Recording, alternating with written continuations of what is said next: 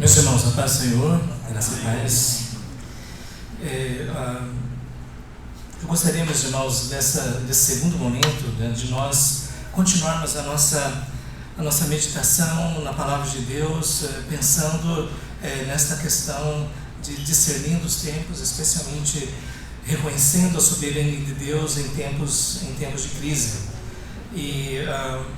Eu gostaria, meus irmãos, de ler novamente fazer a leitura, né, que o pastor fez logo no início, na carta de Paulo aos Romanos. E eu gostaria de ler dois textos, né, Romanos capítulo 13, né, o texto que foi lido, e depois voltando um pouquinho, Romanos capítulo 12. Romanos capítulo 13, versículo 11.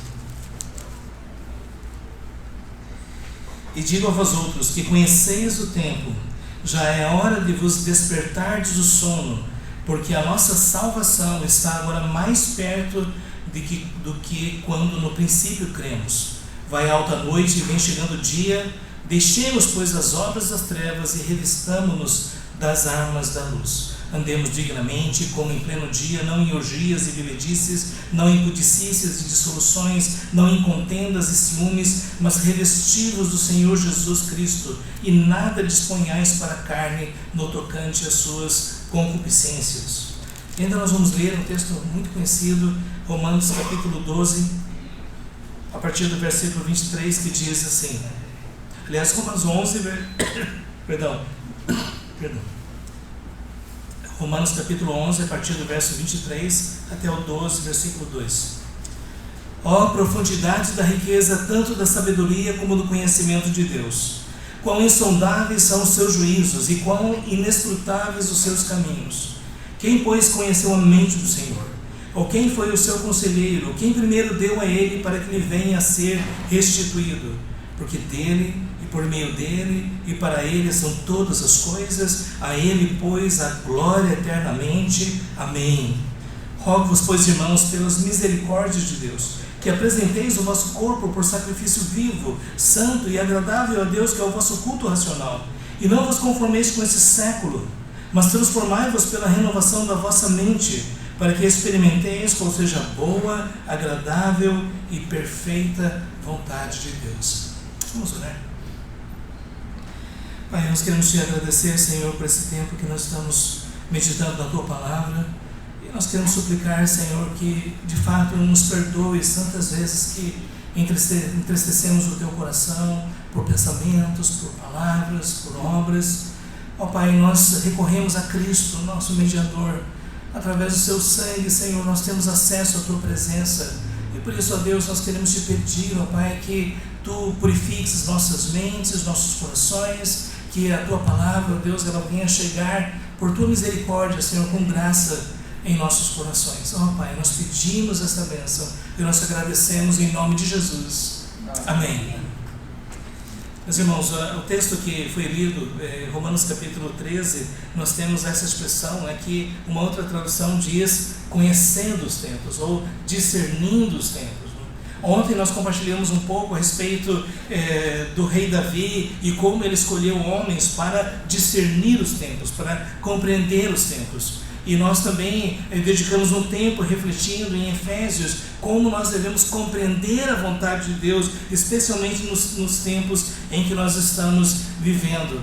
E nesse aspecto aqui, o apóstolo Paulo, ele está falando especialmente que discernir os tempos significa compreender que nós estamos dentro do plano de Deus e que Deus, através do seu propósito eterno, determinou executar a sua redenção, que através do seu Filho, que foi prometido no Antigo Testamento, o seu Filho que se fez carne e habitou entre nós, e que morreu na cruz em nosso lugar, pagou pelos nossos pecados, ressuscitou dos mortos, está à direita de Deus, e Ele está se preparando agora para voltar e estabelecer o seu reino, que nós estamos vivendo esse período escatológico, estamos vivendo esse momento entre dois momentos. O reino de Deus já veio na pessoa de Jesus, mas ele virá de forma plena, definitiva, no segundo retorno de Cristo. E dentro desse período, então, Deus nos diz que nós precisamos estar cientes do tempo que nós estamos vivendo. E o fato é que cada dia que passa é um dia que nós estamos mais próximos da volta de Jesus e da consumação de todas as coisas. Às vezes os críticos dizem, mas já faz 2000 anos, não é? E alguns até dizem, Jesus não vai voltar mais. Isso, na verdade, isso não aconteceu. Hoje mesmo eu não sei porque eu marquei no Instagram, o perfil de um pessoal da área de filosofia, não é? E eles são totalmente céticos, não é? E tem uma questão ali que diz, eu não sei por que vocês dizem encontro Jesus, porque já faz 2000 anos que ele não está por aqui, não é?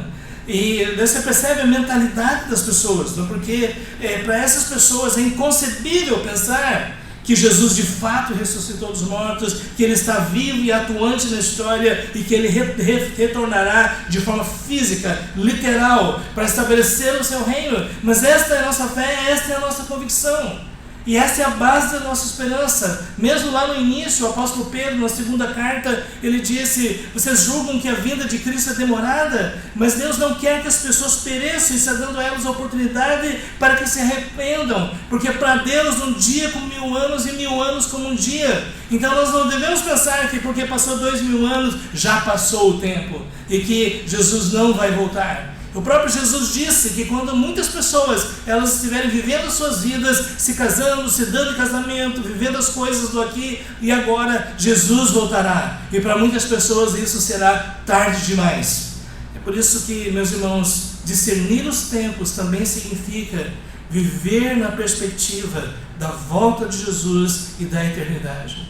Que existem duas formas de nós percebermos os tempos que nós estamos vivendo. Uma delas é uma visão secularizada, isso é, nós vivemos esses tempos para ganhar dinheiro, atingir os nossos objetivos aqui nesta terra, sem qualquer perspectiva em relação à eternidade. Mas na perspectiva bíblica, discernir os tempos significa compreender que nós somos peregrinos e forasteiros em terra estranha, e que nós estamos aguardando o dia em que nós vamos estar com Cristo para sempre, e que esta é a esperança que deve moldar as nossas escolhas, as nossas prioridades, a forma como nós vivemos. Jesus mesmo disse que onde estiver o seu tesouro, aí estará o seu coração.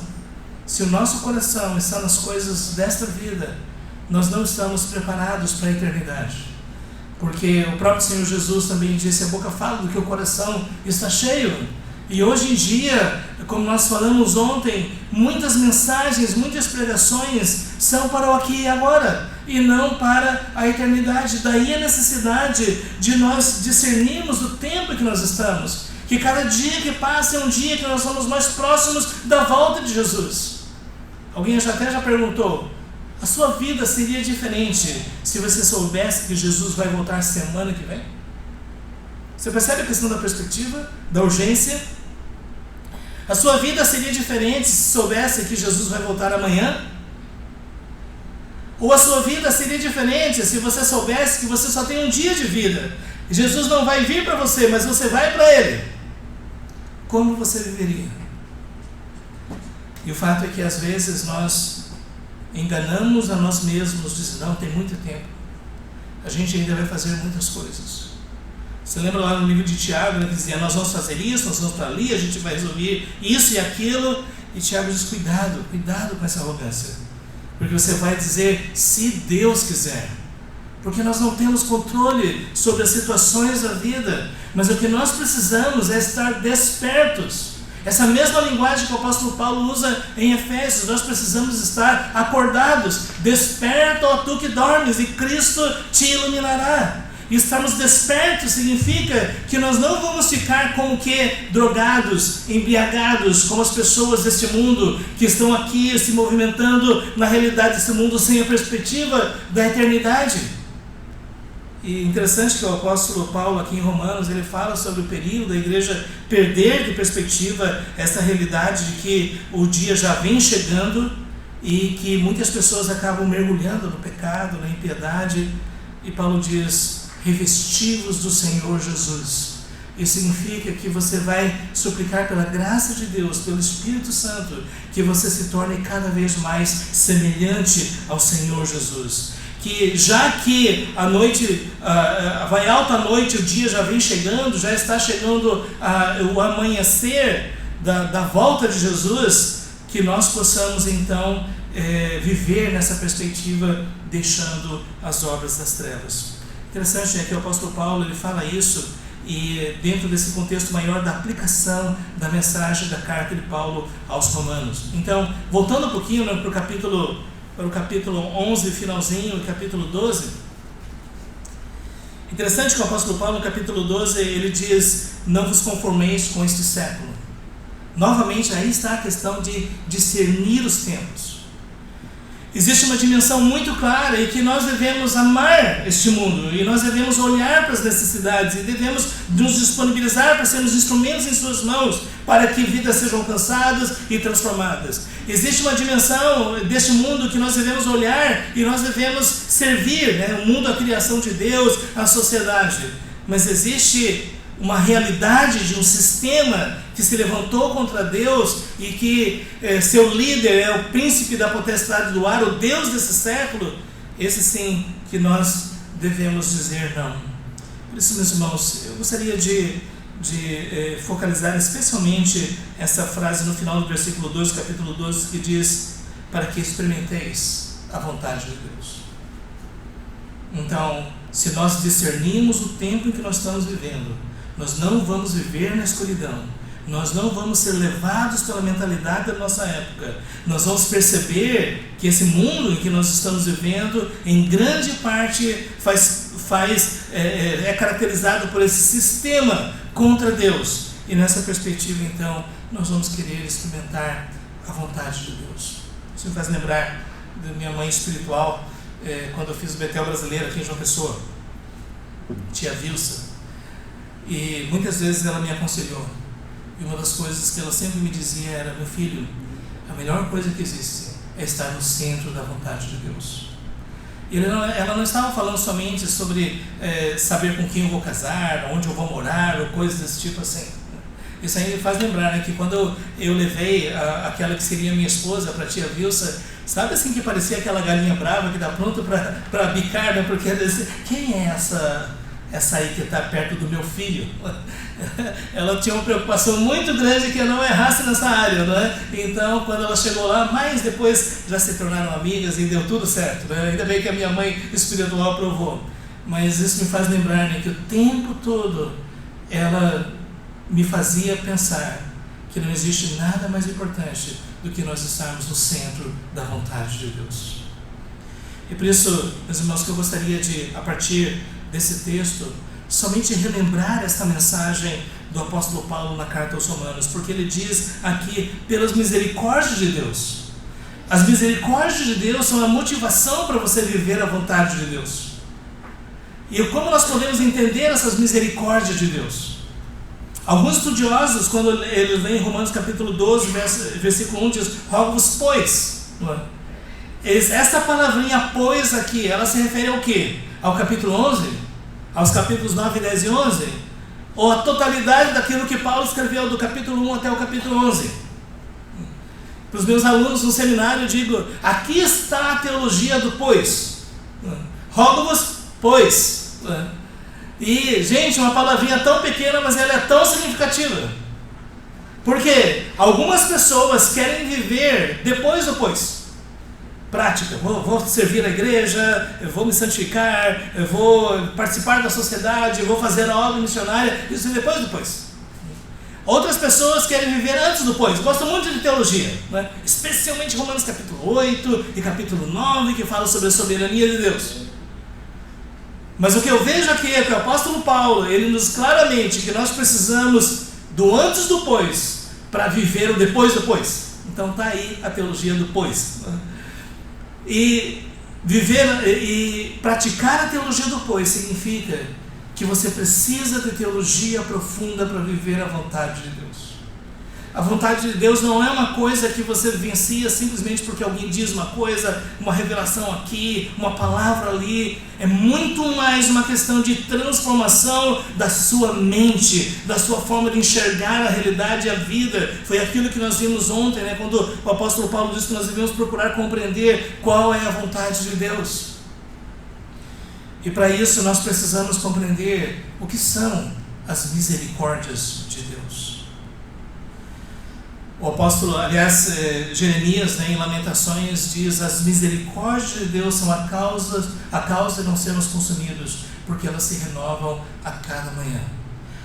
Mas existe um sentido mais profundo dessas misericórdias. Nós podemos até dizer que Romanos capítulo 1 até o capítulo 11 fala sobre as misericórdias de Deus. Agora, por quê?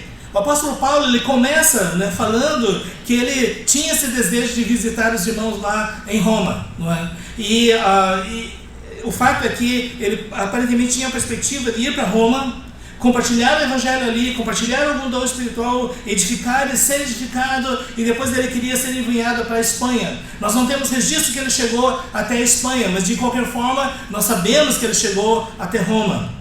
E quando ele escreveu essa carta àqueles irmãos, ele estava muito grato por saber tudo que Deus havia feito na capital do Império Romano. Roma, a capital onde havia o governo e o exército e as grandes academias, o centro do império.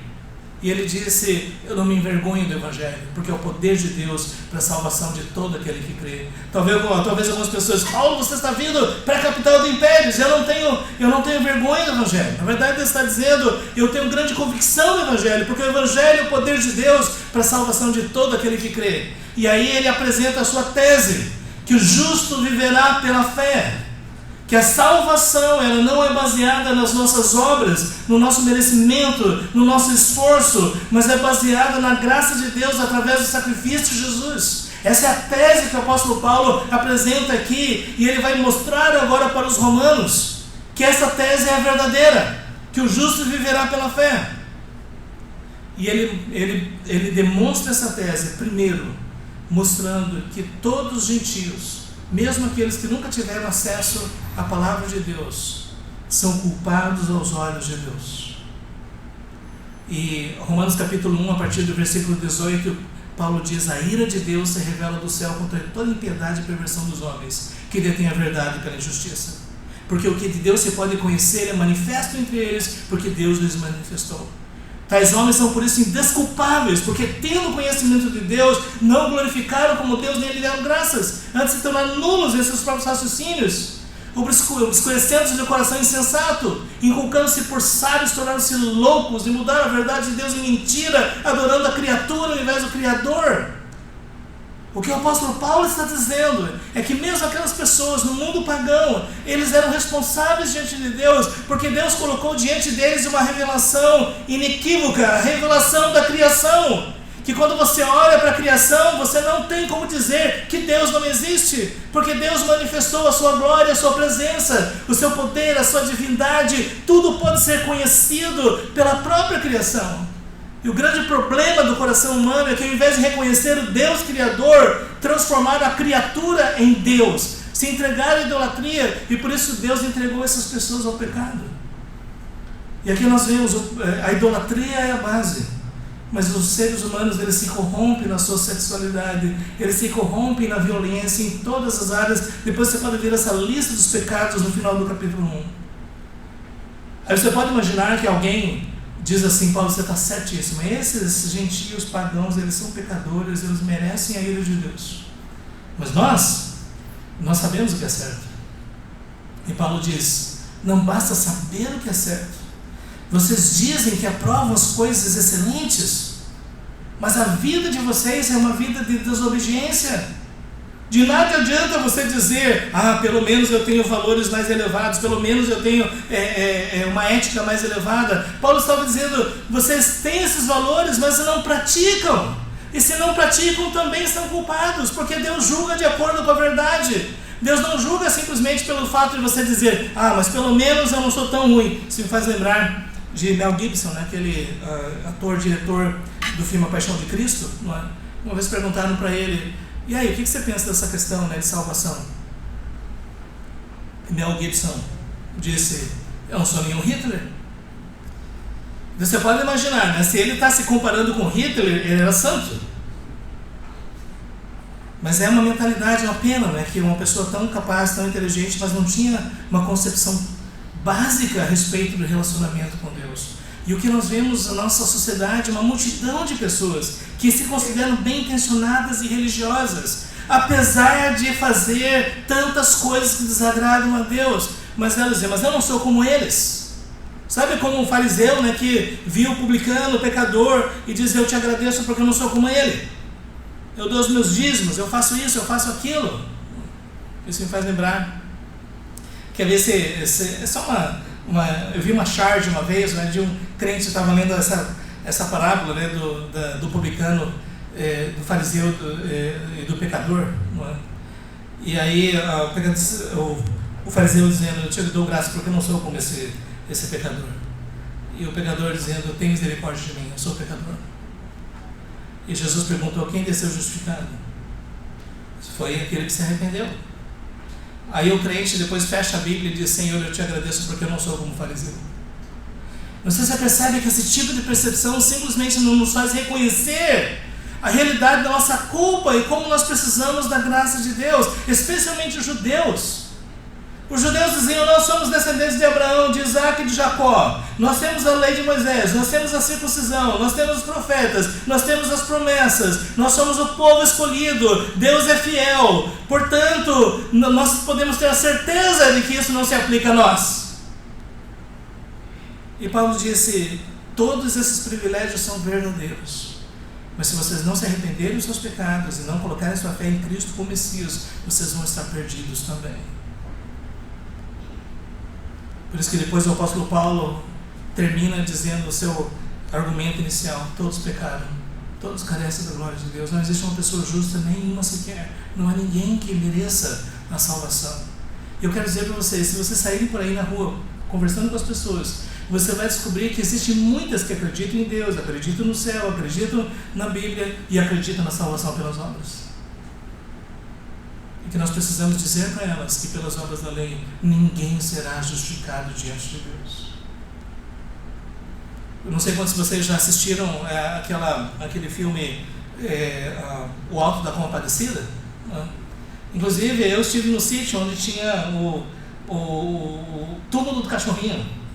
Eu estive lá em Cabaceiras.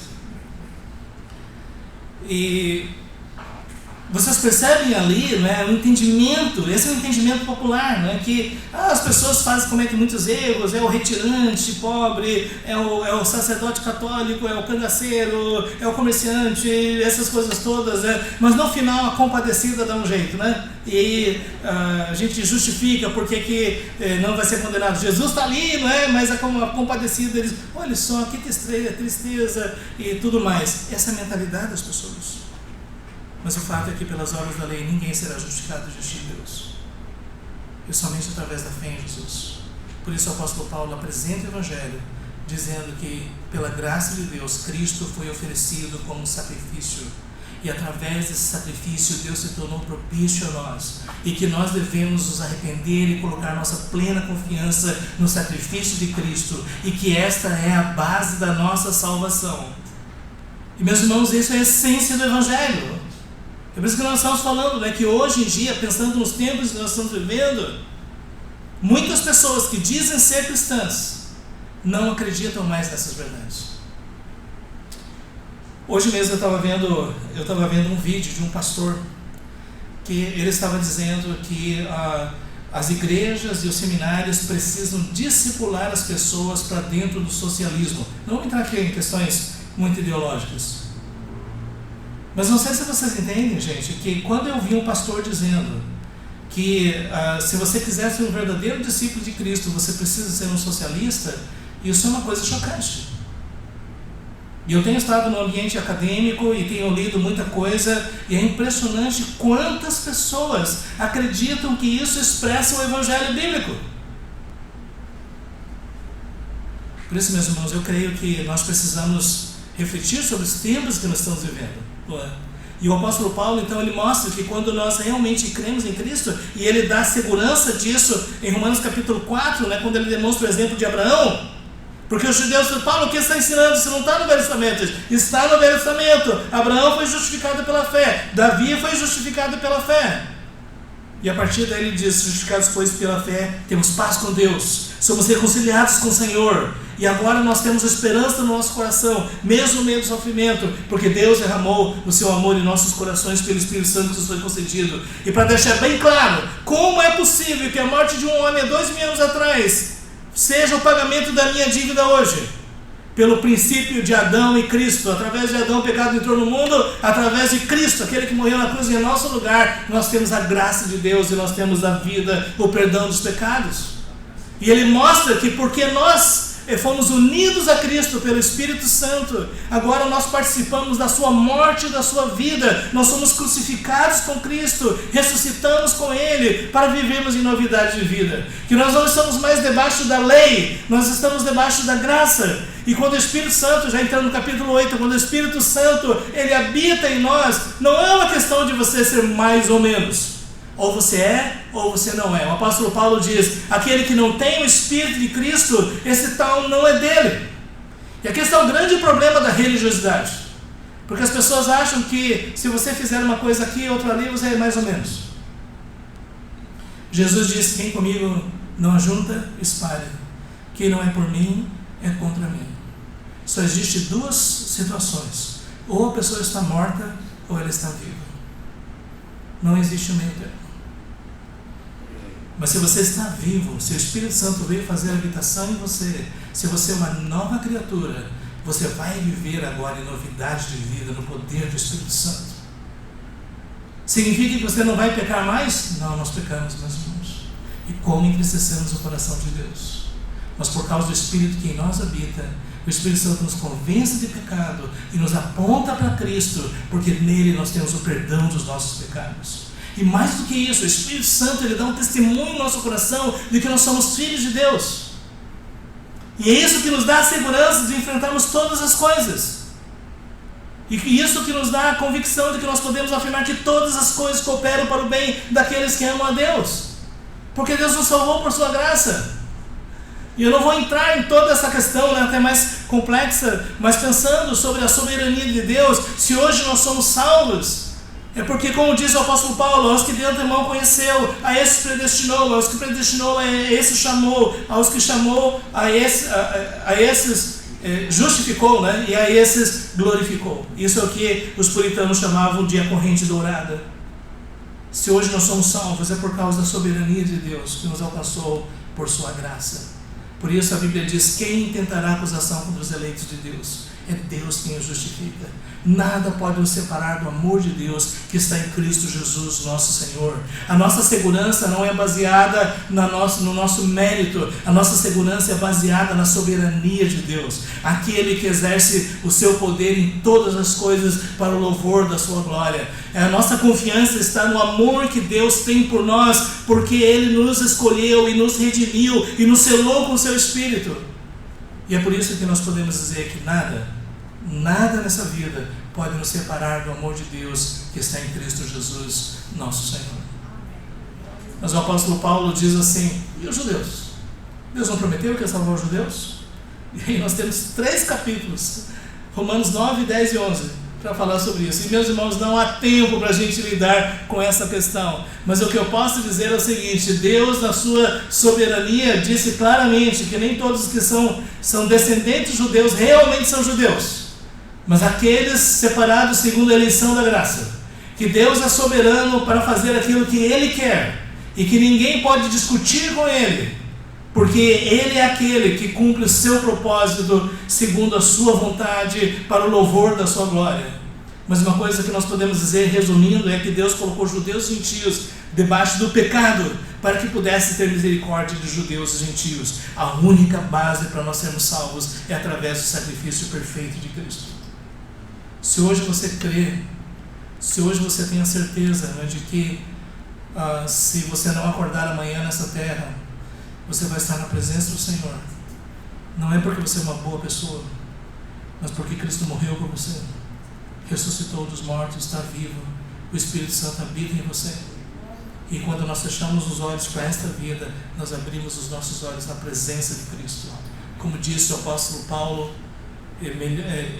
falando sobre a possibilidade já da sua morte: eu quero estar com Cristo, que é incomparavelmente melhor.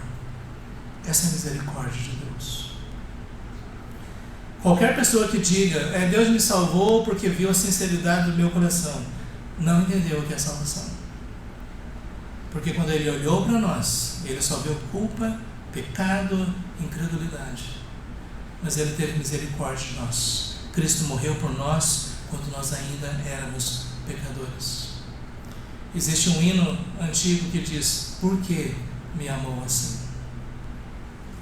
Eu espero que você nunca possa dizer, Ele me amou porque Ele viu que eu realmente agradava o seu coração. Não. Se Cristo nos amou, foi porque Ele quis. Ele foi por mais profundo do poço onde nós estávamos e nos tirou de lá por sua graça. E hoje nós cremos em Cristo. Isso é misericórdia. Nós não merecemos. E é por isso que o apóstolo Paulo, ele termina Romanos capítulo 9 dizendo a profundidade da riqueza, tanto da sabedoria como do conhecimento de Deus. Nós não conseguimos compreender como é que Deus administra a história, como é que Ele providencia a sua salvação, como é que Ele nos alcança por sua graça. Mas nós podemos dizer que a sua sabedoria é profunda. Não existe um mar tão profundo que a sabedoria de Deus não seja mais profunda ainda. Nós não temos condições de dizer para Deus o que Ele deve fazer e o que não deve fazer. Nós não temos condições de dar conselhos para Deus. Nós não temos condições de conhecer a mente dEle. Nós não temos condições de dizer, Deus me devolve aquilo que é meu. Porque dEle, por meio dEle e para Ele são todas as coisas. A Ele, pois, a glória eternamente.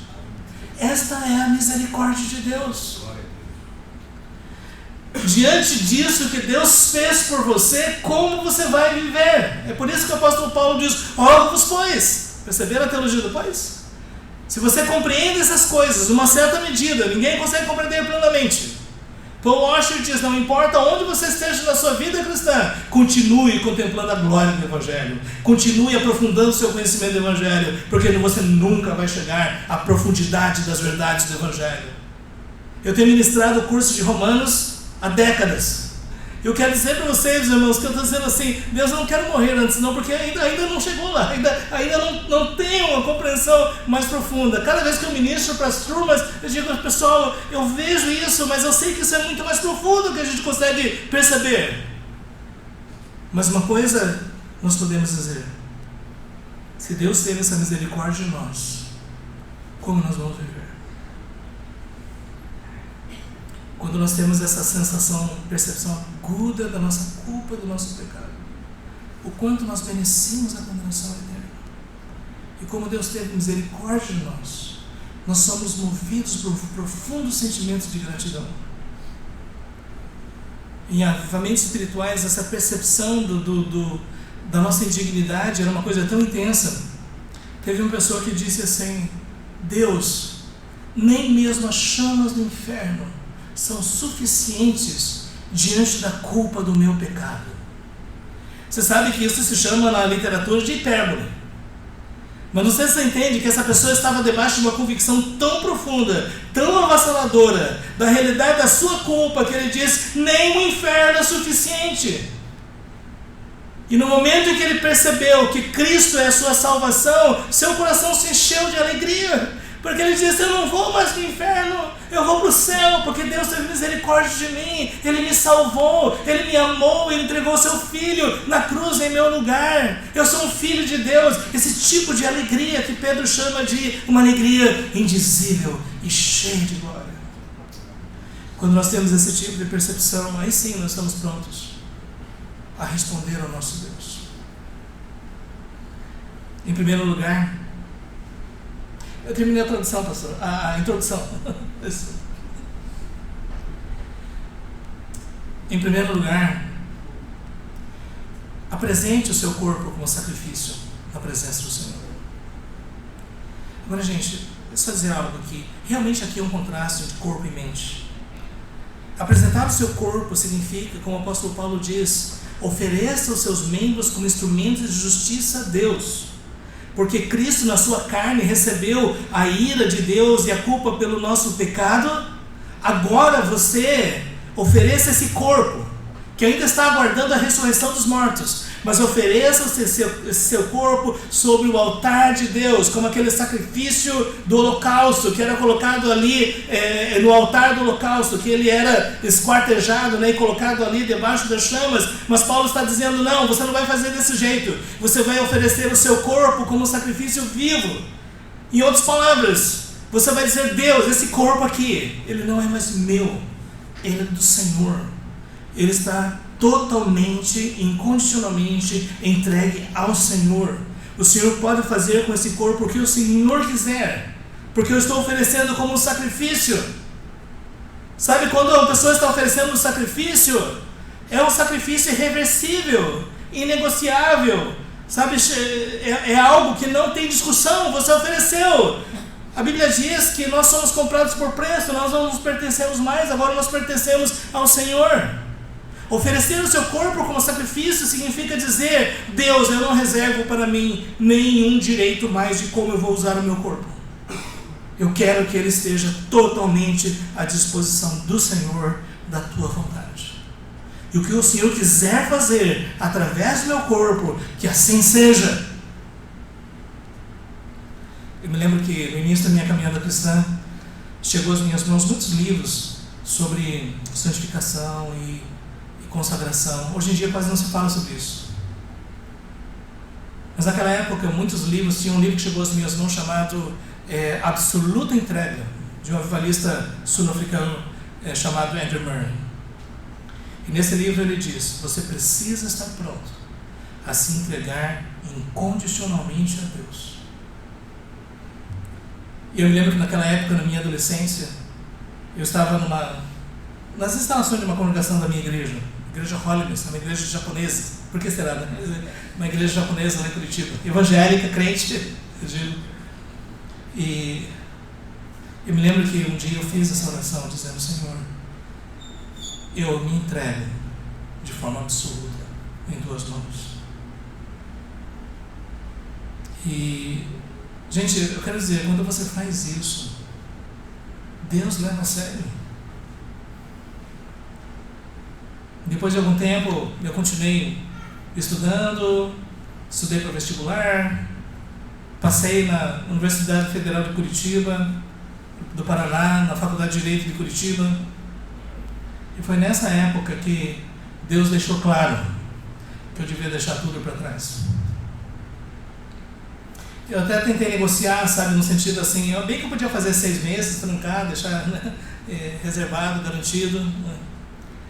Mas eu não me perguntem como é que Deus deixou isso claro para mim, né? Porque às vezes até o pessoal diz, reformado não diz Deus me disse, né? Diz, ocorreu-me. Mas eu não quero dizer é que havia uma convicção muito forte no meu coração que Deus estava dizendo, uma entrega total, ela é incondicional, ela é irreversível, você vai fazer isso. Aí eu me vi dentro de um ônibus. Gente, eu não tinha dinheiro para pagar passagem de avião. Vim de um ônibus, 60 horas de viagem de Curitiba, até entrando aqui em Cruz das Armas, no ônibus do Senhor do Bonfim, né? Eu desci lá em Recife, né? Peguei o Senhor do Bonfim, Bonfim, né? Empresa. Eu me lembro que a primeira sensação que eu tive é tudo verde? Você pode imaginar o preconceito, né, do sulista, do curitibano, né? Porque quando eu pensava em Nordeste, eu pensava naquele esqueleto de boi na areia, rachando e tudo mais, né?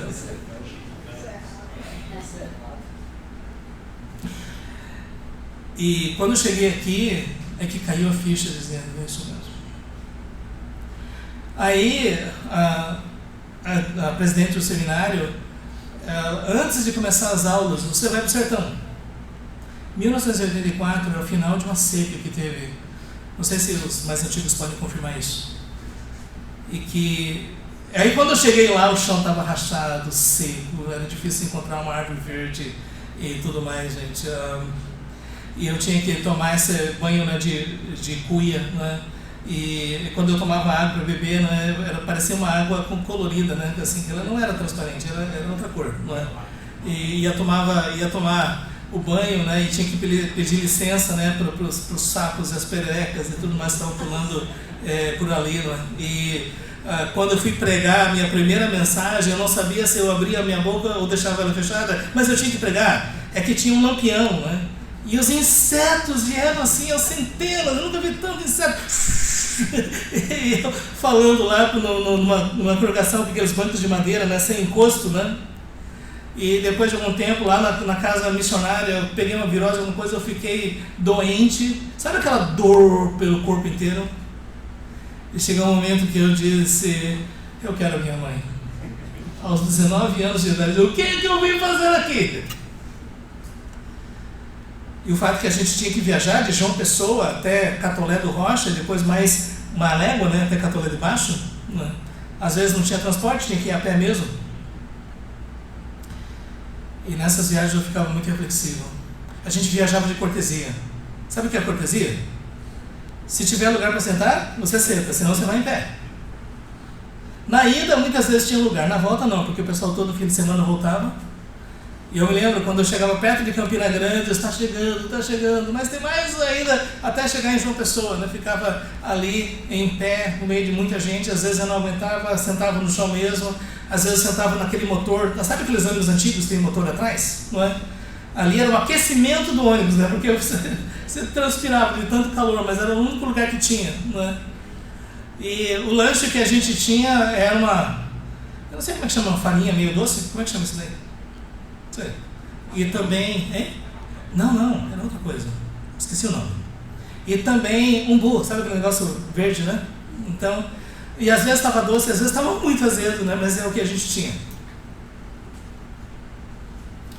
Eu olho para trás, eu digo assim, eu agradeço a Deus, porque depois de tudo eu reconheço que essa era a vontade de Deus.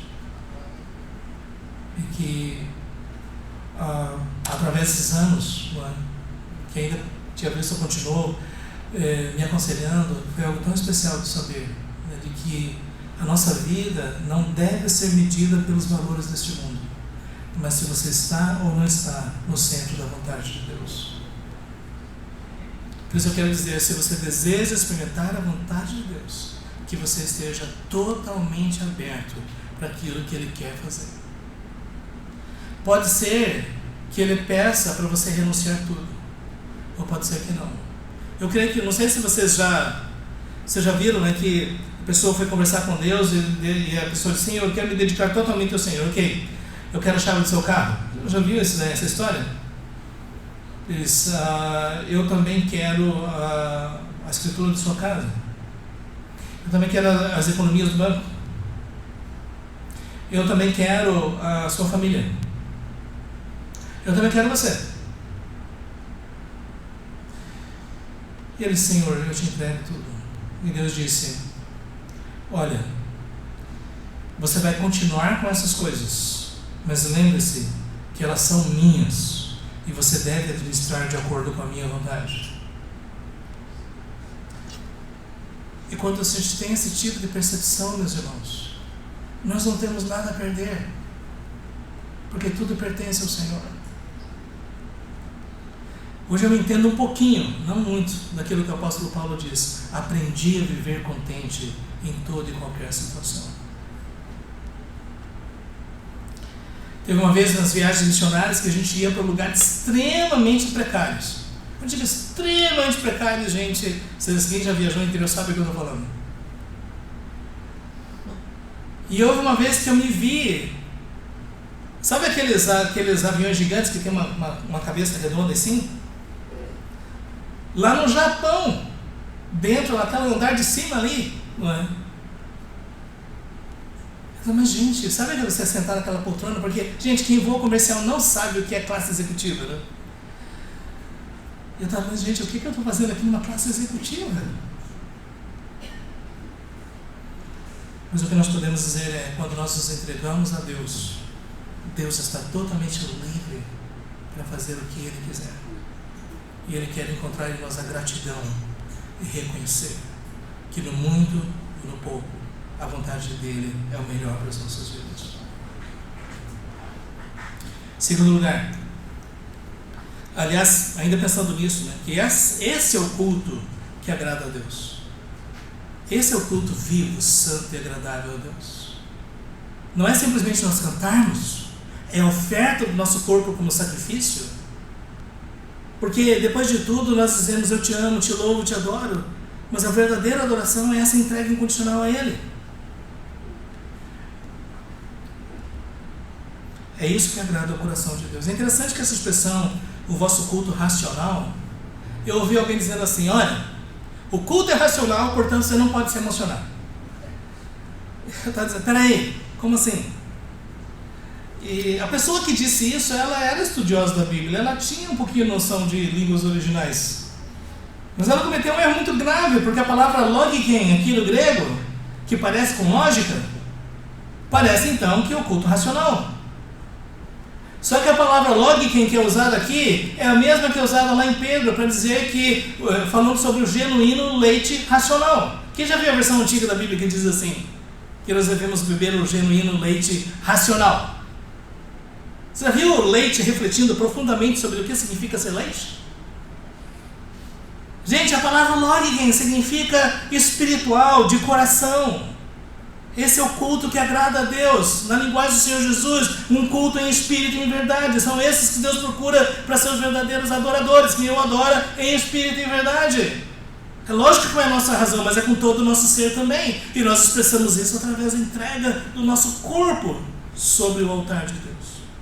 Em segundo lugar, então, nós temos aqui: não vos conformeis com este século.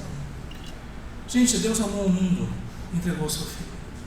O mundo como criação revela a glória do Senhor. Os seres humanos como sociedade humana devem ser amados, e nós devemos proclamar o Evangelho. Mas há um sentido muito verdadeiro em que nós não podemos nos conformar com este século. A palavra século aqui não significa 100 anos. Significa esta era entre a primeira e a segunda vinda de Cristo. A palavra século aqui significa esse período onde Satanás ele ainda continua agindo. Mas nós estamos caminhando para o final, quando ele finalmente será derrotado. Eu não vou entrar aqui em escatologia. Amanhã a gente vai entrar um pouquinho em Apocalipse. Mas uma coisa que nós devemos lembrar aqui é que nesta era, o próprio Senhor Jesus disse: eu estou convosco todos os dias, até a consumação do século. Não é um período de 100 anos, mas esse período entre a primeira e a segunda vinda de Cristo. Mas nesse período nós temos algo chamado o sistema deste mundo.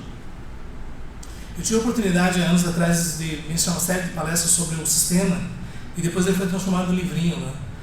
Eu espero que em algum momento eu possa disponibilizar ele de novo, né, já revisado.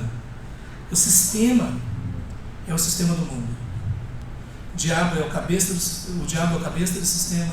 Os demônios estão agindo em todas as sociedades, em todos os segmentos da sociedade, levando as pessoas para longe de Deus. O sistema é algo profundamente espiritual, mas alcança os tribunais, os congressos, os hospitais, as universidades. Onde você estiver, você vai ver a presença do sistema. O sistema deste mundo não é a sociedade como a gente percebe, mas são os valores e conceitos promovidos pelo diabo para afastar as pessoas de Deus. Como o apóstolo João diz, é a concupiscência da carne, a concupiscência dos olhos e a soberba da vida. Esse é o sistema. E Paulo diz: não se conformem. É interessante, né, que esse não se conformar não tome a forma, não aceitem seus valores, não permita que isso defina o que é importante na sua vida. Saiba dizer não. Nós precisamos saber dizer não àquilo que Deus diz não. E é uma pena, porque hoje em dia muitos pregadores estão dizendo sim para aquilo que Deus diz não.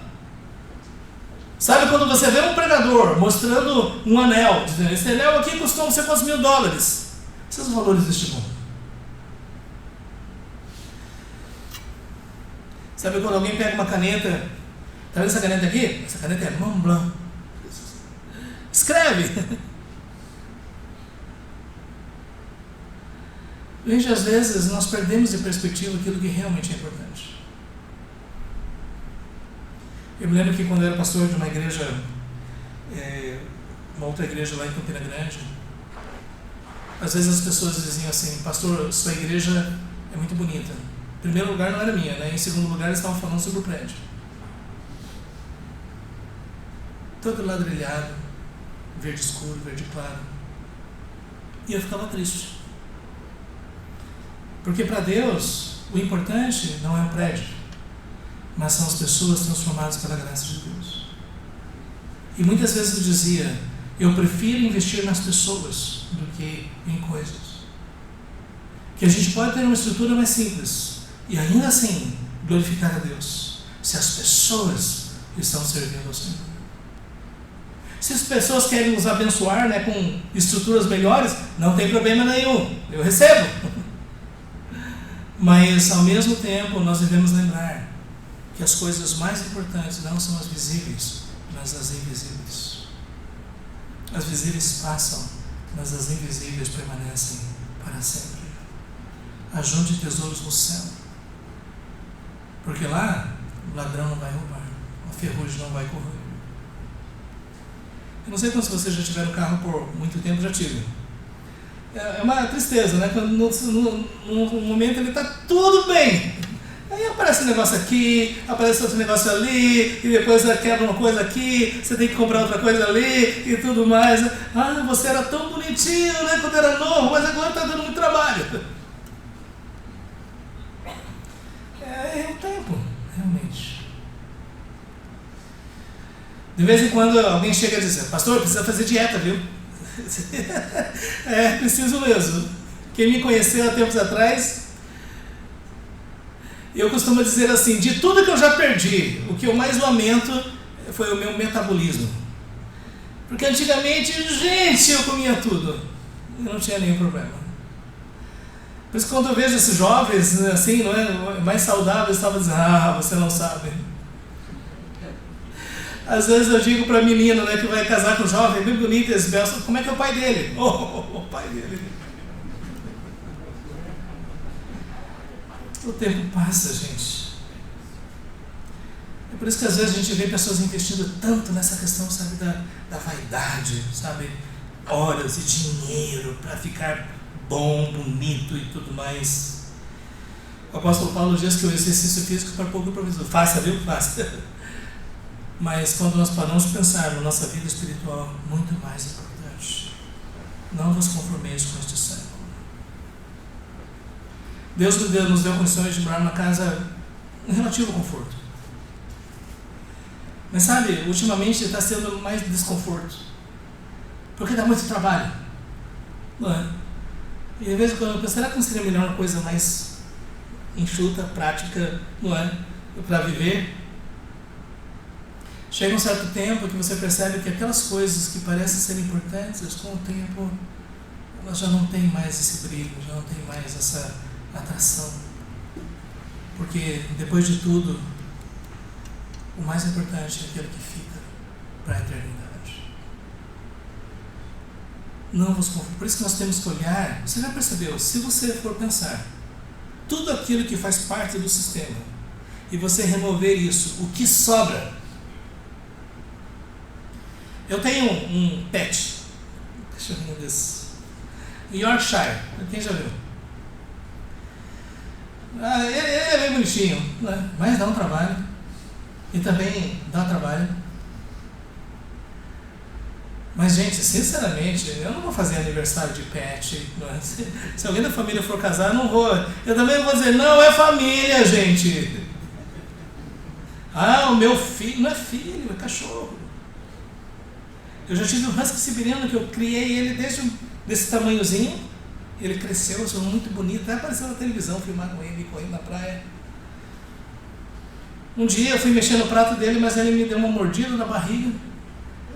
Eu falei, mas gente, o que é isso? Sabe? Eu cuidei de você.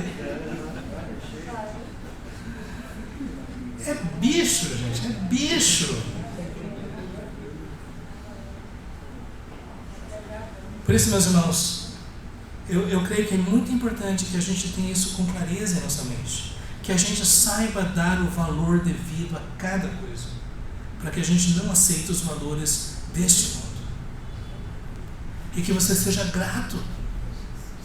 Grato por ter, grato por não ter. grato por ganhar, grato por perder, mas que você seja grato. Como diz o hino antigo, conta as bênçãos, conta quantas são, e verá surpreso o quanto Deus já fez. Não vos conformeis com este século. Não gaste o seu suor naquilo que não glorifica a Deus. Eu vejo pessoas que sacrificaram pelas coisas deste mundo, e depois de tudo eles olham para trás com uma frustração muito grande, dizendo: eu não soube fazer boas escolhas. Eu vejo pessoas que hoje conseguiram acumular muitos bens, mas não conseguem desfrutar desses bens.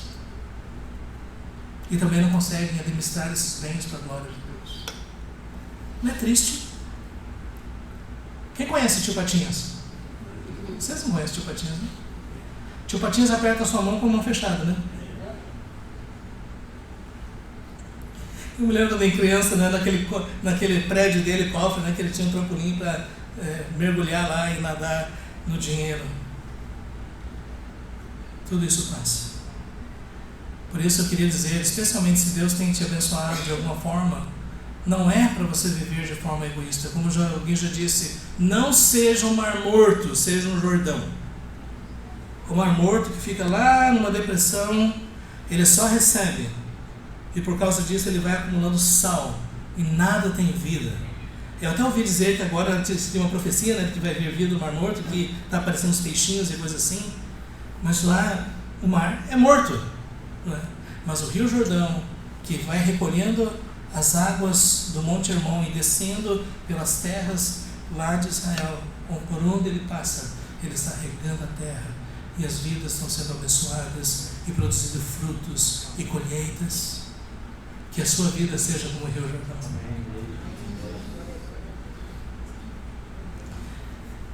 Em terceiro lugar, transformai-vos pela renovação da vossa mente. Meus irmãos, veja bem, eu creio que nós ficaríamos chocados se Deus projetasse numa tela de data show como é a nossa filosofia de vida.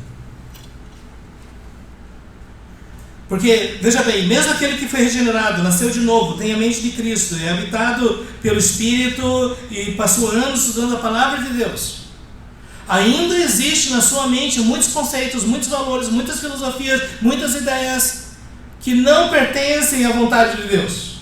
E é por isso que o apóstolo Paulo diz que nós precisamos renovar a nossa mente. Que nós precisamos, pela graça de Deus, de descobrir onde é que estão essas coisas que não glorificam a Deus. E nós devemos tirar isso, nós devemos fazer essa limpeza. Alguém já teve a oportunidade de limpar algum sótão, uma daquelas salas de bagunça? Veja, você fica surpreso com tanta coisa. A nossa mente é um acúmulo de coisas boas e coisas ruins. E o apóstolo Paulo diz: se você quer ser transformado, renove a sua mente. E renovar significa remover as coisas do antigo homem e trazer as verdades de Deus para a sua mente e para o seu coração.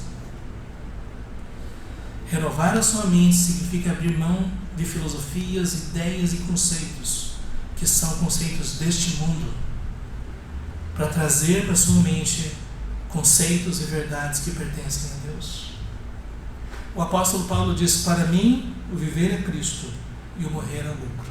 Essa é uma ótima filosofia de vida. Agora veja que o apóstolo Paulo disse: antes eu considerava importante ser israelita, ser fariseu, ser descendente da tribo de Benjamim, ter todos os privilégios de Israel. Mas depois de tudo ele disse: hoje eu considero tudo isso como lixo. Você sabe que a palavra é outra, não é? A palavra que ele usa aí é a palavra daquelas coisas que os animais deixam na rua, não é? Veja aquilo que ele valorizava como as coisas mais importantes. Ele diz: tudo isso é lixo para mim. Dr. Piper disse, não é assim, você pode estudar, você pode ter um diploma ali pendurado na parede, mas isso não é importante. Importante é o que você faz com esse conhecimento para a glória de Deus e para abençoar as pessoas que estão ao seu redor. Só o fato de você ter uma coisa para dizer, ó, está vendo aqui? Isso não serve para nada. Renovar a mente significa fazer essa limpeza.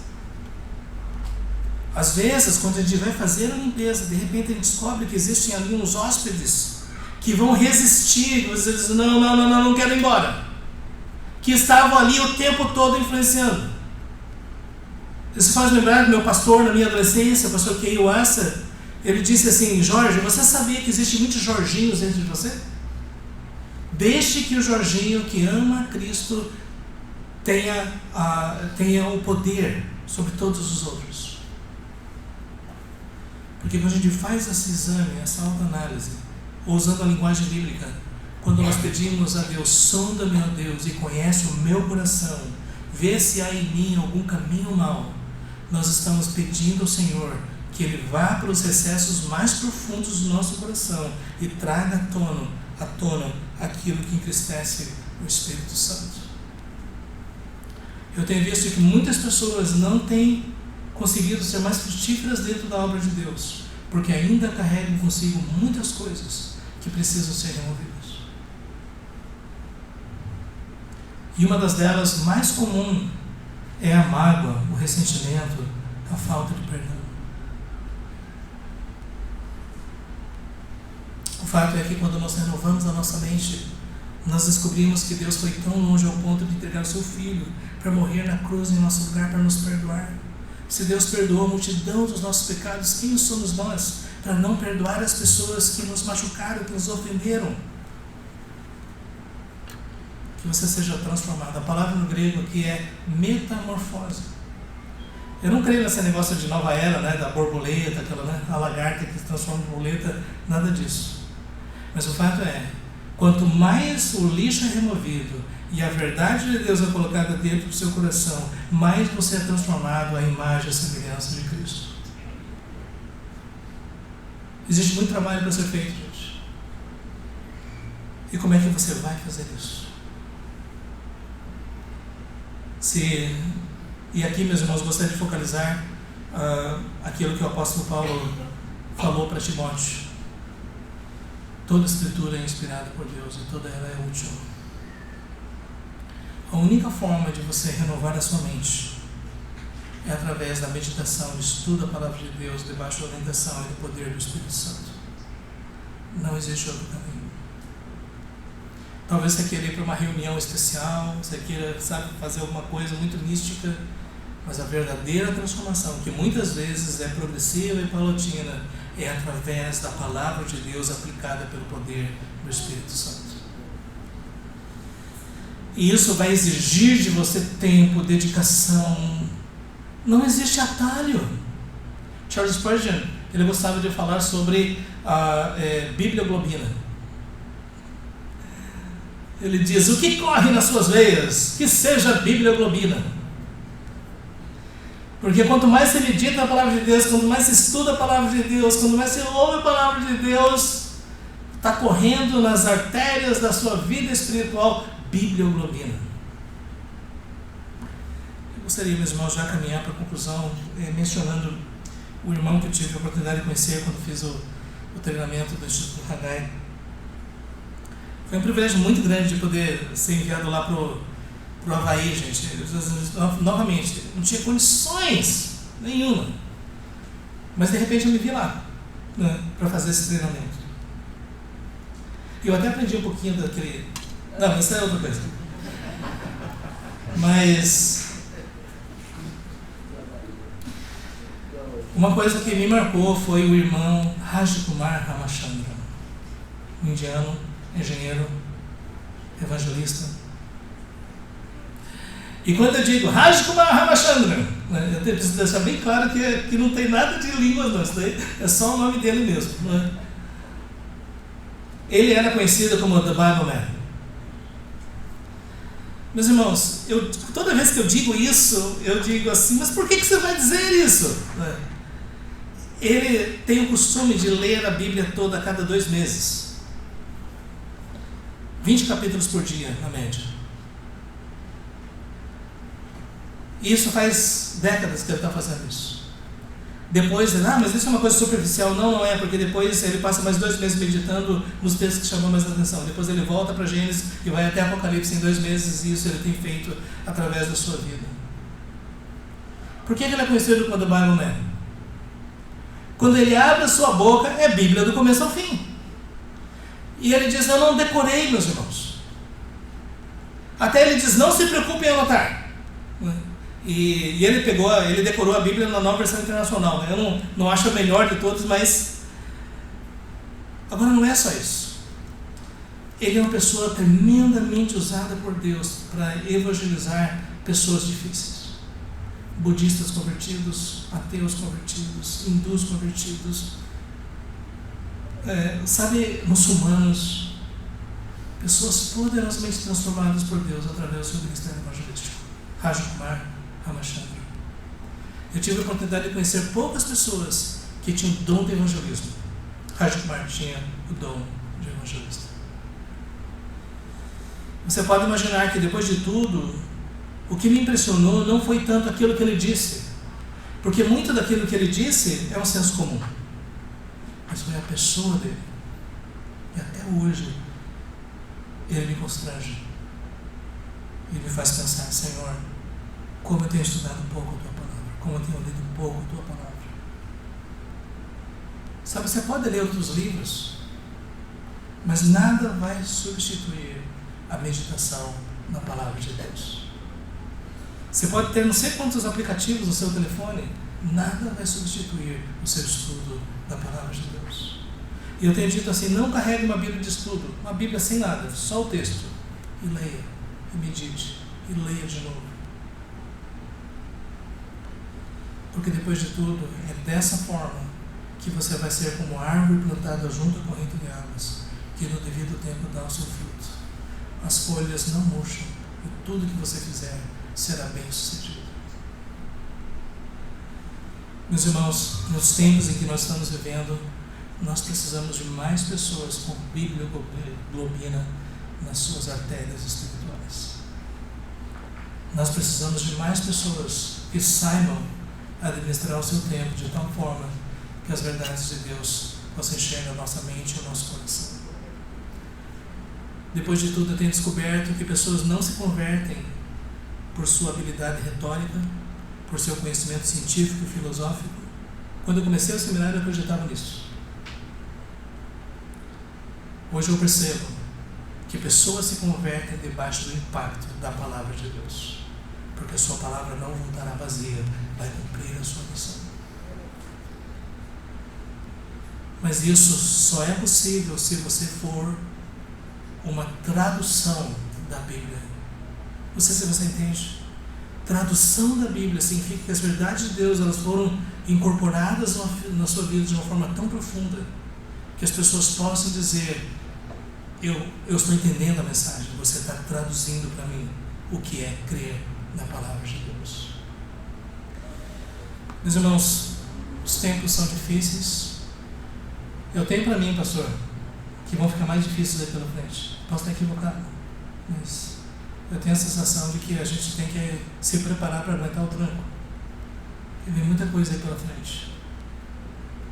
E é por isso que nós precisamos estar melhor preparados ainda. Nós vivemos em dias maus. Portanto, nós não podemos viver como se estivesse em tempos de paz. Nós estamos em tempo de guerra. E por isso, nós precisamos ser transformados pela verdade da Palavra de Deus. Que Deus nos encontre assim.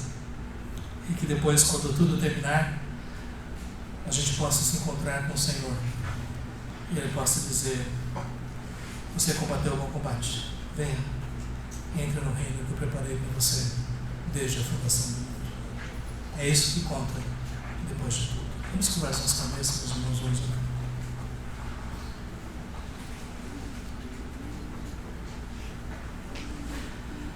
Ó Pai, ensina-nos a discernir os tempos.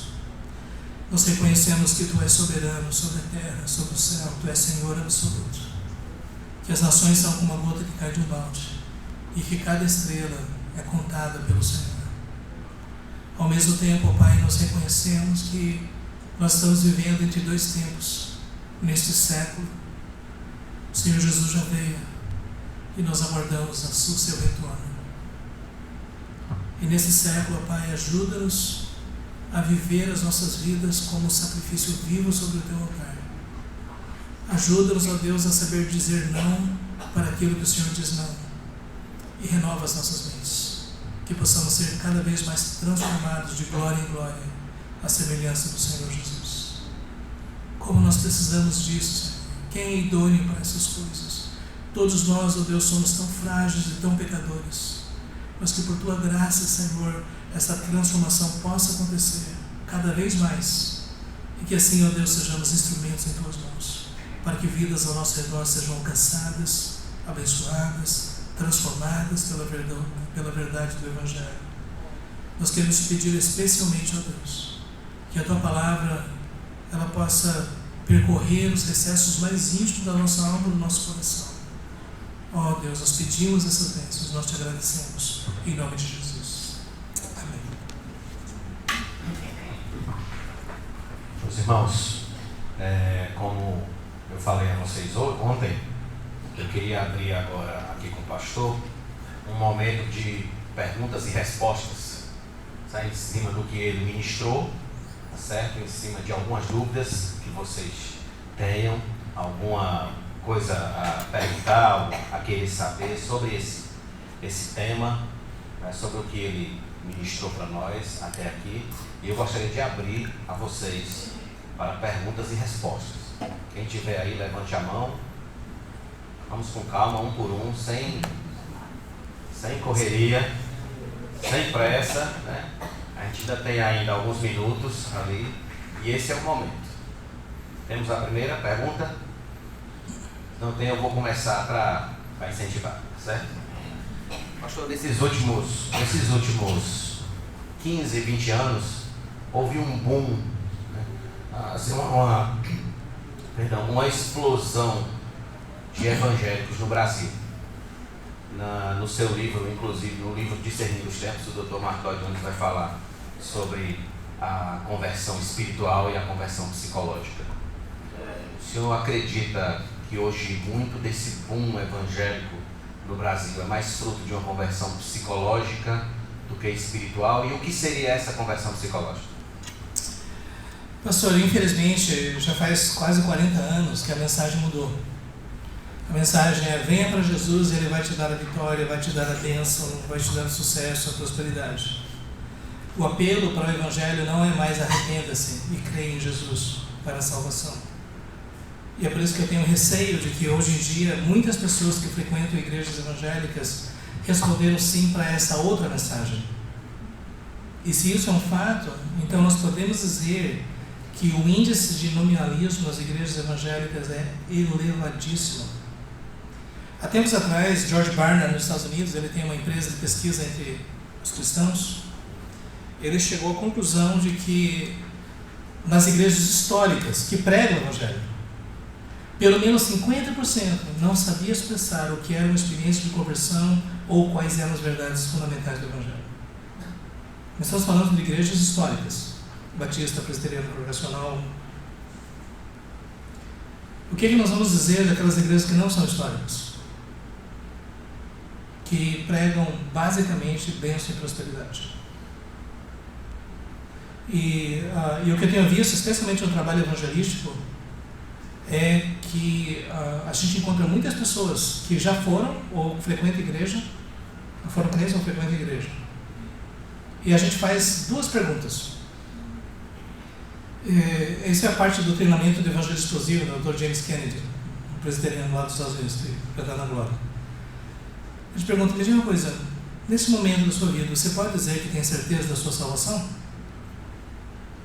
Essa é uma questão muito discutida, né? Porque a certeza da salvação é baseada em duas coisas. Em primeiro lugar, a fé objetiva no Evangelho. Jesus morreu por mim na cruz. Em segundo lugar, a experiência subjetiva, no sentido que você vê na sua vida uma transformação tão substancial que justifica a sua convicção de que realmente você foi salvo. Essas duas coisas a gente vê na Bíblia. Mas é um fato que a gente pergunta a muitas pessoas: não, eu não tenho certeza. Alguns até dizem surpresa: e quem pode ter? Porque eu creio que vocês vão concordar comigo, muitas pessoas com quem a gente conversa, no final das contas, eles têm entendimento da salvação pelas obras. São influenciados por uma doutrina bastante legalista, mas que não tem uma percepção clara sobre o Evangelho. A segunda pergunta que a gente faz é: se Deus lhe perguntasse por que eu devo deixar você entrar no céu, o que você responderia? E de forma geral as pessoas dizem assim: eu não sei. Essa é a primeira resposta. É a mais comum. Não, mas sim, se você... Deus não vai fazer essa pergunta, a gente sabe isso. Se Deus lhe perguntar por que eu devo deixar você entrar no céu, mas eu não sei se eu mereço. Ou eles dizem assim: eu acho que Deus é misericordioso. Mas não sei se entende que é um tipo de misericórdia que eu chamo de genérica. Porque não é misericórdia através do sacrifício perfeito na cruz, mas é que Deus é bom, Deus é Pai. Deus não vai deixar o seu filho sofrer. E quando eu comecei a conversar, quando a gente fazia esse treinamento de evangelismo, a gente fazia assim: olha, vamos fazer duplas agora, tá? Um é o descrente, o outro é o crente.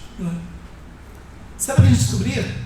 Que de vez em quando não era treinamento, era evangelismo de verdade, porque uma das pessoas não tinha se convertido ainda, apesar de estar na igreja. Então, respondendo a sua pergunta, a gente pode dizer que uma parte significativa da igreja evangélica no Brasil hoje em dia é formada de crentes nominais. Quando diz psicológico, são pessoas que emocionalmente elas frequentam a igreja para encontrar algum tipo de satisfação, seja na comunidade, pertencer a algum grupo, receber algum conforto, algum encorajamento para voltar para o dia a dia do seu trabalho. Mas isso não tem nada a ver com uma fé verdadeira em Jesus para a salvação. Por isso que eu tenho dito, meus irmãos, que hoje a obra missionária ela ganhou um novo contorno. Hoje nós precisamos evangelizar dentro das igrejas.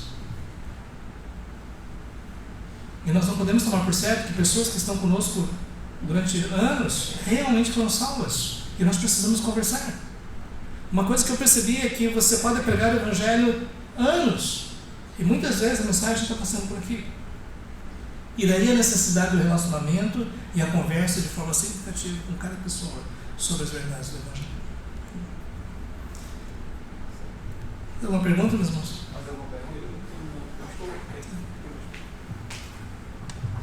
Cristo ainda não voltou, e essa é a nossa esperança, que Ele vai voltar. A igreja ainda permanece aqui. Minha pergunta é: quais crises têm afetado a igreja nesses últimos anos que o Senhor tem visto, né, que a igreja ela tem se afastado mais daquilo que Deus tem tido como para ela como proposta genuína, questão de pregação do Evangelho, de salvação de vidas, enfim. Mas qual crise mais tem afetado a igreja nesses últimos anos?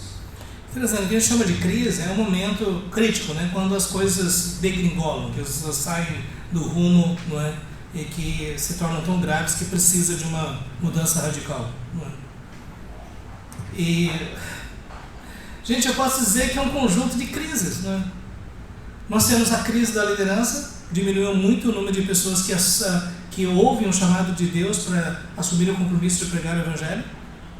Nós temos a crise na educação teológica. Eu sou professor de seminário há muitos anos, mas o fato é que hoje em dia poucos estão desejosos de crescer no conhecimento da palavra de Deus para serem instrumentos das mãos de Deus. Nós vemos a crise nos púlpitos, porque está ficando cada vez mais difícil a gente ver exposição bíblica e muitas pessoas já não querem mais ouvir. Nós vemos a crise ética, porque muitas pessoas que dizem crer no Evangelho no dia a dia, nos seus negócios, trabalho, relacionamentos e tudo mais, os padrões do Evangelho não são determinantes. Eu estava conversando com uma contadora evangélica, ela me disse que os piores exemplos de desonestidade estão entre os empresários cristãos. Ela diz que tem muitos ateus que são muito mais íntegros do que empresários cristãos. Eu tive um tempo dando palestra com o Sebrae, teve uma época, e gente, eu vi tanta gente boa que não era crente, mas também vi muito mau testemunho. Funcionários nas empresas, não é? Gente, o funcionário cristão ele deveria ser o exemplo, não é?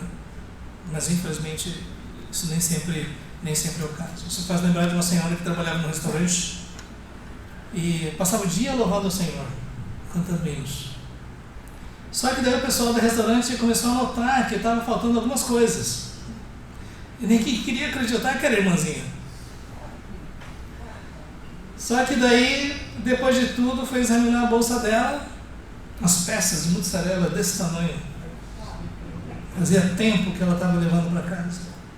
Eu te louvo, te adoro, abençoe, Senhor. O Senhor fez a provisão. Eu não vou querer enriquecer meus patrões. Sabe aquela ideia, né?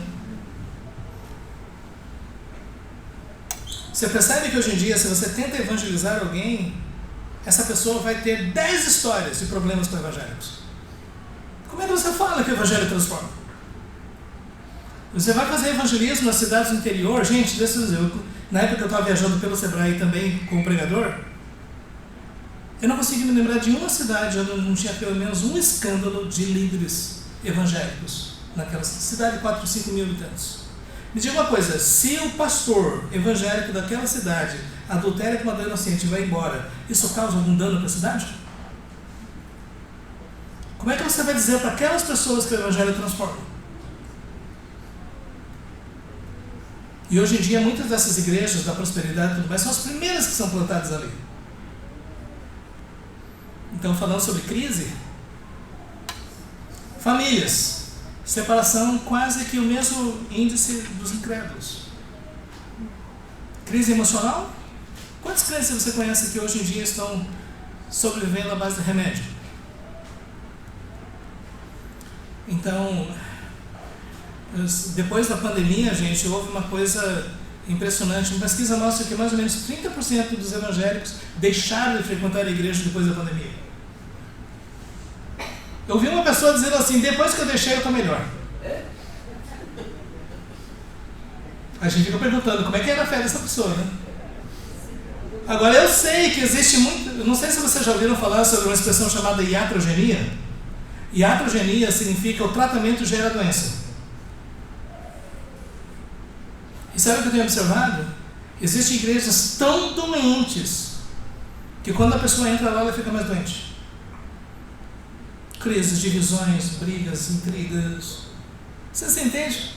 Uma pessoa entra numa comunidade querendo ouvir a palavra de Deus, de repente se vê no corredor no meio daquelas fofocas, de todos aqueles problemas, que a igreja em verdadeiro pé de guerra, porque é briga do pastor contra presbítero, contra diácono, contra... Como é que você lida com isso? Antigamente a gente podia dizer, procure a igreja evangélica mais perto da sua casa. Hoje em dia, não. Na verdade, se você fizer isso, talvez você está colocando a pessoa na boca do lobo. Porque são muitos mercenários, enganadores que... Você já viu? Eles alugam um espaço, pegam com umas cadeiras, um púlpito ali e começam a pregar. E passa sacolinha, especialmente. Meus irmãos, eu não quero ser tão sombrio assim, né? Mas como você perguntou, e é por isso assim que eu fico vendo, sabe? Que num momento como esse, discernindo os tempos, nós precisamos assumir a nossa responsabilidade diante disso. E para mim fica bem claro, em primeiro lugar, fortalecer a nossa vida espiritual. Em segundo lugar, assumir o compromisso de evangelizar e discipular as pessoas que estão ao nosso redor. Boa noite.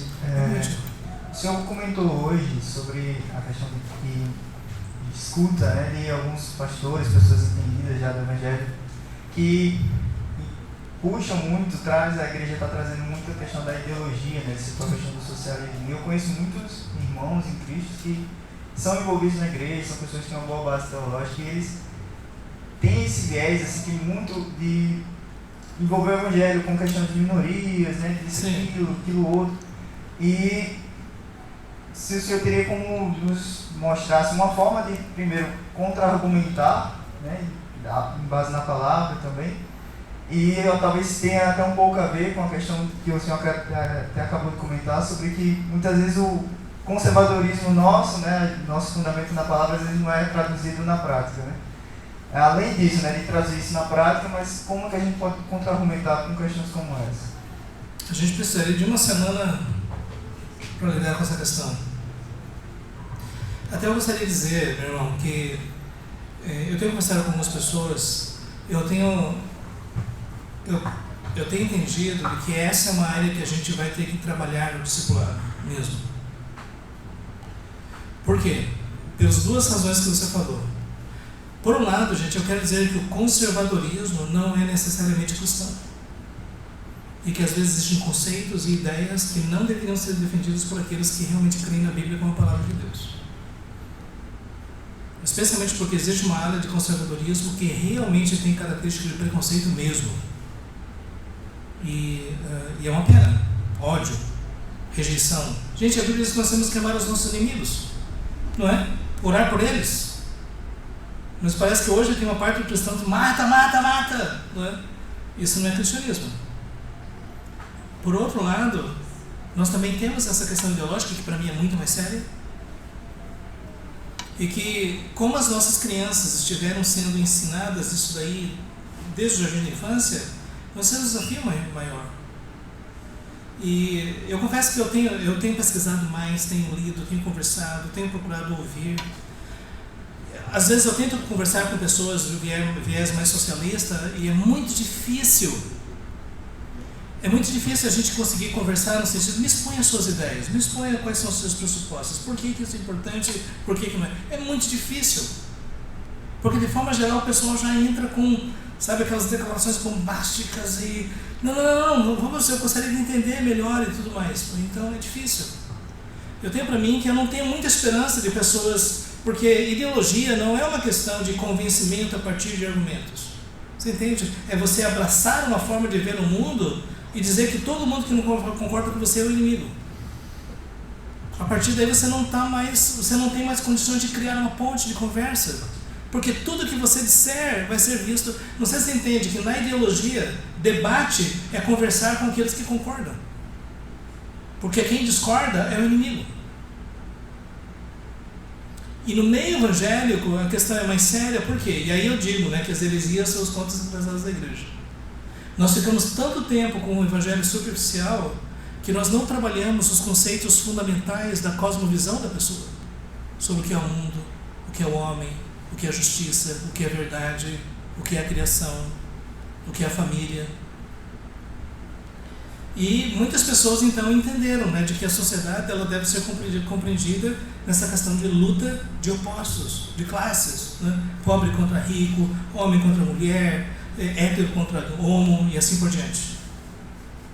E isso é uma coisa que está tão arraigada na sociedade hoje em dia, que se você tentar questionar isso, você vai ser considerado alguém que está promovendo discurso de ódio.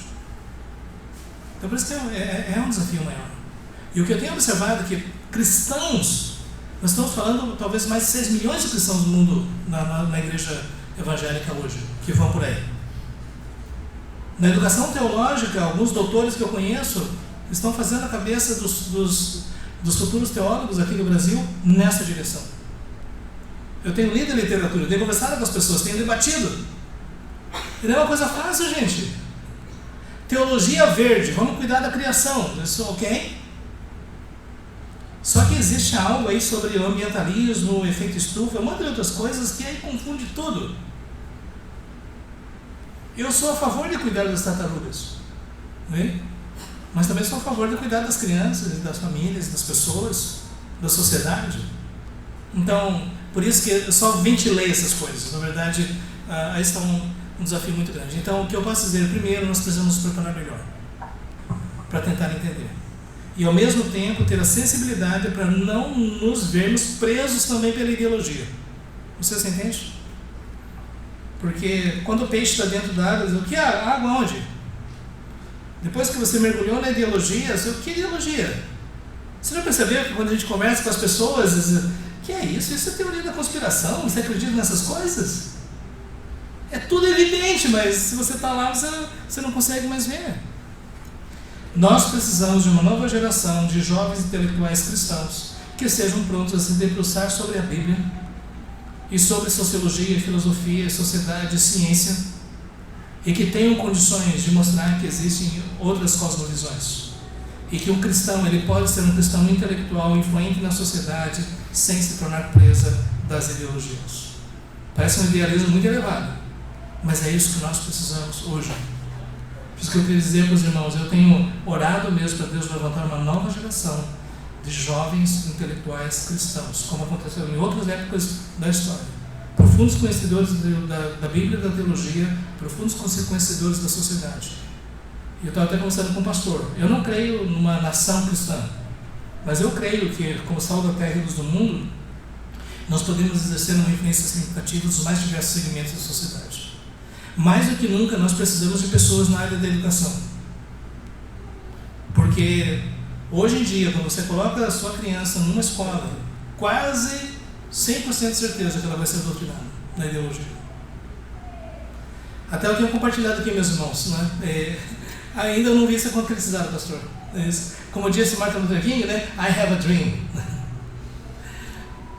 Eu tenho um sonho de ver intelectuais cristãos, os mais segmentos da pesquisa científica e cultural, que possam produzir conteúdo de qualidade dentro do currículo do MEC, de uma forma didática para as crianças em todas as faixas etárias. Vocês entendem o que eu quero dizer? Nós precisamos disso, que as crianças do jardim da infância, elas possam ver um conteúdo didático de qualidade para estudar de uma perspectiva cristã. Então eu penso, não, a educação é laica. Não. O pessoal diz que a educação é laica, mas na verdade estão dizendo, ela precisa ser secular e ateia. A gente não aceita religião. Gente, a educação laica não é isso. A educação laica é aceitar as diversas perspectivas com respeito. Mas não é isso que acontece. Você já pensou se hoje nós tivéssemos em português conteúdos dentro do currículo do MEC, desde o ensino fundamental até o ensino superior, numa perspectiva cristã, por intelectuais cristãos respeitados na sociedade? Seria uma bênção. Quando os meus meninos eram menores, eu queria ter mais acesso a esses conteúdos, mas não era fácil. Quantos de vocês já viram um homem chamado Salman Khan? Salman Khan, ele resolveu gravar alguns vídeos de YouTube para ajudar o primo dele a aprender matemática. Só que houve uma aceitação tão grande que cresceu muito rápido. E ele encontrou alguém para patrocinar o trabalho dele. Era uma pessoa não muito conhecida, acho que o nome dele era Bill Gates. Hoje é um dos maiores sistemas de educação gratuita na internet e pelo YouTube nas mais diversas áreas. Vocês depois podem ver, Khan Academy, não é cristã, mas exerce uma influência no mundo inteiro. Então, falando sobre isso, eu creio que nós precisamos sim. Agora é uma pena, porque se você quiser criar uma escola cristã, no geral, os pedagogos e pedagogas, né, principalmente pedagogas, né, por que são mais mulheres, né? Devia ter mais homens. No geral, esse pessoal já vem com a ideologia. Vocês já percebem? Quem faz um curso de pedagogia em alguma das universidades aqui, que tipo de ensino ela vai ter? Hein? Piaget? Vygotsky? O que mais? Paulo Freire? Paulo Freire. Então, meus irmãos, percebem? O desafio é muito maior, mas quem sabe, né, nós vejamos e também empresários cristãos que têm interesse em investir. Eu conversei com um irmão, ele é empresário, a gente começou a conversar sobre isso, ele disse, ok, vamos conversar mais? Opa, já viu? Quem sabe? Pode ser um início aí. Pastor, a igreja, ela chega a ser arrogante como Israel foi. Quando o senhor começou a falar de Romanos, que Paulo começa a falar que os gentios pecaram, o judeu pode dizer, eu não. Aí Paulo diz, vocês também pecaram. É tanto que em Jeremias eles chegavam a afirmar que nós temos o tempo, ou seja, mal algum vai nos acontecer. Nós somos mais de 33%, se fizermos essa conta, somos mais de 60 milhões de pessoas no Brasil e a gente vê que continuamos mais corruptos, a agressividade e a injustiça aumenta, era para ser o inverso, né? E a gente não percebe mudança do nosso país.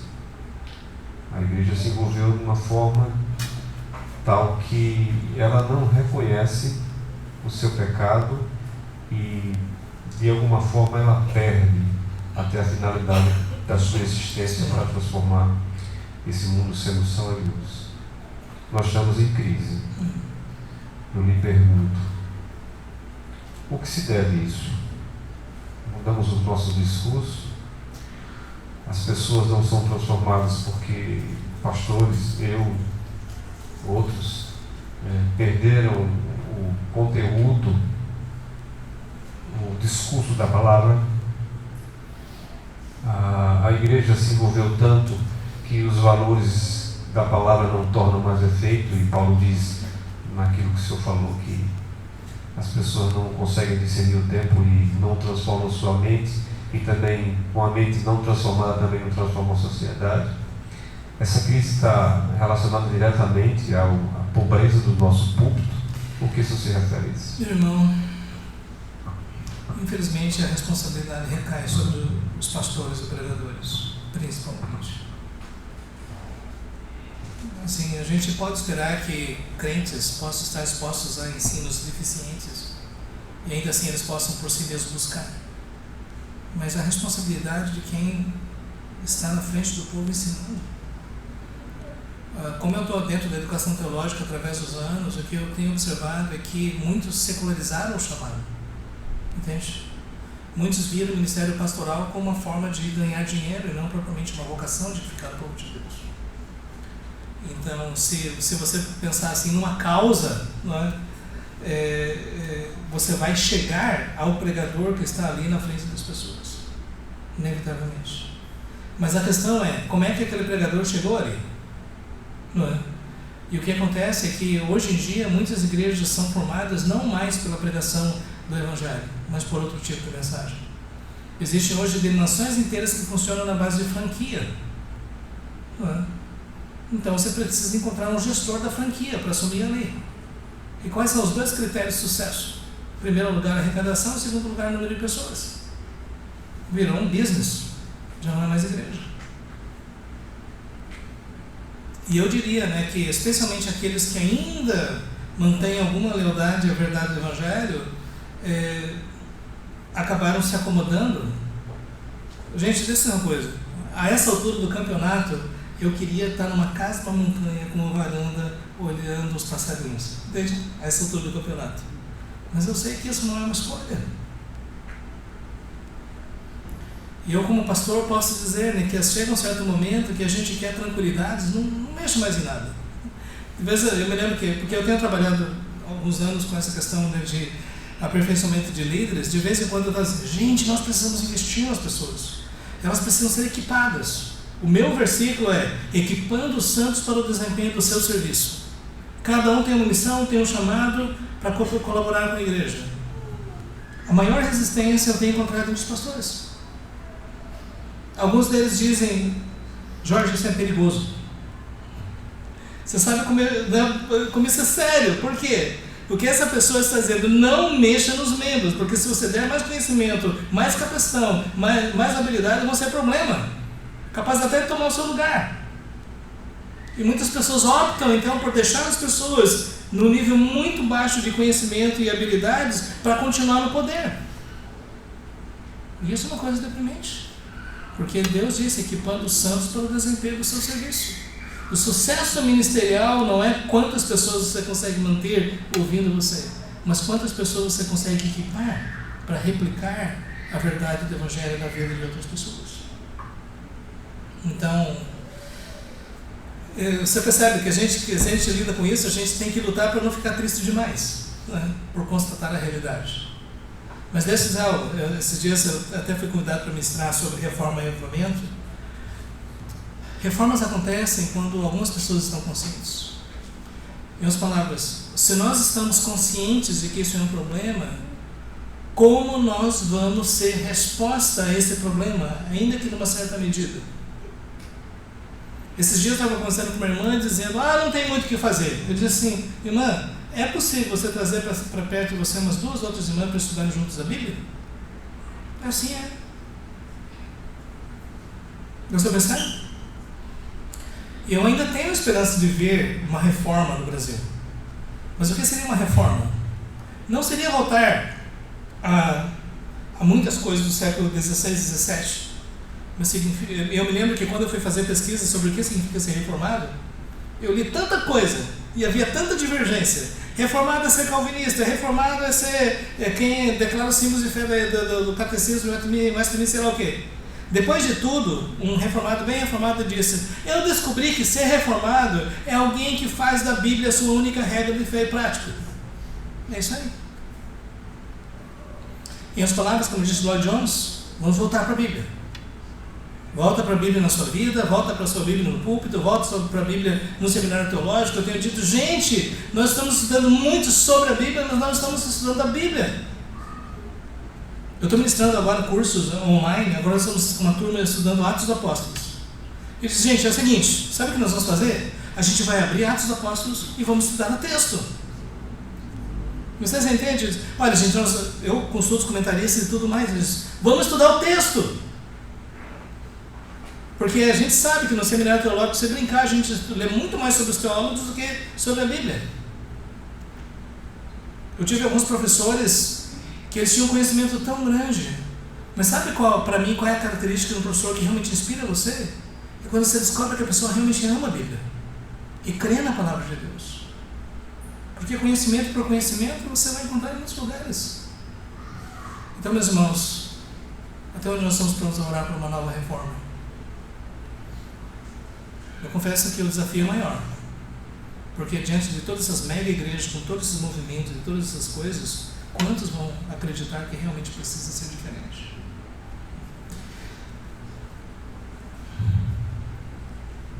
Só para alguém tomar uma pergunta?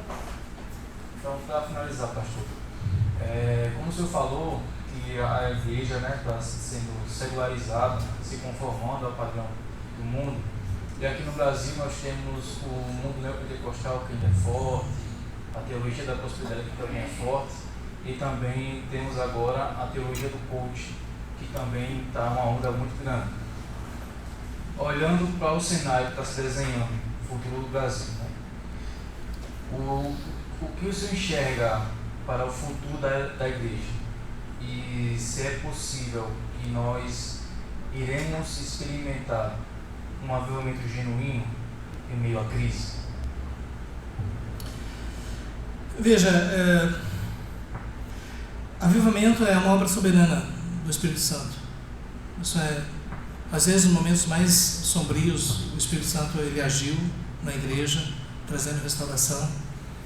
Eu concordo com Francis Schaeffer, né, quando ele disse que reforma deve ser avivamento e avivamento deve ser reforma. Porque reformar somente a doutrina sem o poder do Espírito Santo também não ajuda. Mas diante daquilo que nós estamos vendo hoje, eu vejo alguns sinais positivos. Em que sentido? Nos últimos 30 anos, eu vi um renascimento do interesse pela teologia da reforma. Isso é bom. A consciência cristã lá mostra que nós temos uma nova geração de jovens que estão lendo Bíblia e teologia mesmo. Isso é bom. Não sei quantas pessoas me falaram, né, de que, aí, nesse caso, por causa da consciência cristã, um dos instrumentos que Deus usa, né? Eu não vou dizer que foi a consciência, né, mas pessoas que disseram, depois que eu fui, parece até propaganda de igreja, mas há pessoas que dizem assim, depois que eu fui para a consciência cristã, minha mente mudou. Sabe, neopentecostais que se voltaram para a teologia mais bíblica. Sabe, pessoas que estavam meio distantes, gente seita, pessoas que se converteram. Tem uma médica lá na igreja que ela se converteu numa pregação na consciência cristã. Então, o que eu tenho visto, sabe uma coisa que Deus tem confortado no meu coração, viajando? Muitas vezes eu fico triste com as coisas que eu vejo. Mas, de vez em quando eu encontro igrejas bíblicas fortes, sólidas, com uma boa teologia reformada e com um bom zelo evangelístico, uma boa visão missionária, que não é comum. E eu volto dizendo que pensa. Sabe aquela história, né, que os que não dobraram seus joelhos a Baal? Em todos os lugares você vai encontrar comunidades que ainda amam o Senhor. E eu diria que isso é uma tendência, né? Especialmente por causa das redes sociais. Agora também essa tendência teve os seus aspectos negativos. Criou uma geração de jovens briguentos nas igrejas locais, que achavam que só porque tinham lido um pedacinho de Calvino, um pouquinho dos puritanos, acho que já conheciam teologia. e que arrumam confusão onde vão. Onde eu tenho ido, tem esse grupinho do que eu chamo dos jovens raivosos deformados. Porque, gente, é impressionante, onde eles chegam, chega confusão, sabe? E eu vejo a dor de cabeça pro pastor. Pastor, o senhor devia ler esse tal teólogo, pastor, não sei o que e tudo mais. Mas dito isso, eu vejo assim algo positivo acontecendo. Mas eu ficaria mais animado se eu começasse a ver que esse retorno para uma teologia mais reformada fosse acompanhada por mais oração e mais zelo evangelístico. Tipo Charles Spurgeon. Eu poderia, pastor, eu tenho gente que me parece com o Charles Spurgeon.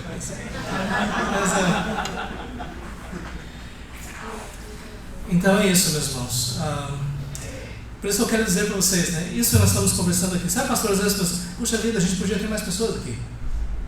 Mas essas pessoas, cada uma delas são extremamente importantes dentro do plano de Deus. E eu quero dizer para os irmãos que já têm mais experiência na vida, se vocês talvez não puderem fazer muitas coisas, vocês podem orar, interceder e clamar para que Deus levante esses jovens, para que assumam essas imensas responsabilidades. Então, que Deus possa despertar isso em nós. E que cada um de nós possa cumprir a missão que Deus deu. Ok, meus irmãos?